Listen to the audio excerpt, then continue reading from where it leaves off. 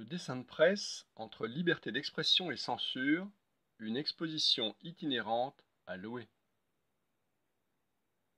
Depuis la publication en 2005 par un journal danois de caricatures de Mahomet, les questions concernant la liberté d'expression, la censure et l'autocensure se sont imposées dans le débat public. Comment définir la censure de l'image satirique? Quelles institutions en sont à l'origine? Qui l'applique et depuis quand? Tous les pays connaissent-ils un même régime de censure?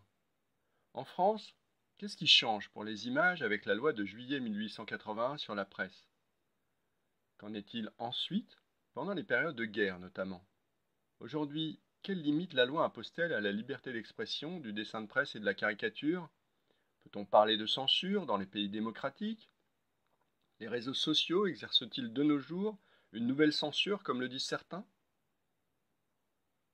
L'exposition permet d'explorer l'histoire de la caricature politique dans ses confrontations aux différents types de censure juridique, politique, administrative, économique et communautariste.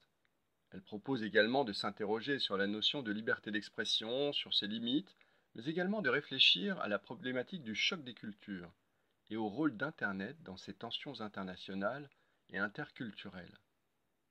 La notion d'éthique du dessinateur de presse est également abordée. L'exposition Le dessin de presse entre liberté d'expression et censure a été conçue par Guillaume Doisy. Elle se décline en deux versions, une version longue en 40 panneaux qui remonte aux origines de la caricature moderne, c'est-à-dire au XVIe siècle. Elle s'articule autour de 5 grands thèmes, de la caricature au dessin de presse, les outils de la censure au XIXe siècle, de la chute du Second Empire à la Grande Guerre, plus proche de nous, et représenter la censure. La version courte comprend 17 panneaux chronologiques. Elle débute en 1830, quand naît véritablement le dessin de presse en France. Les panneaux sont à imprimer par vos soins sur le support de votre choix, au format A2 ou A1.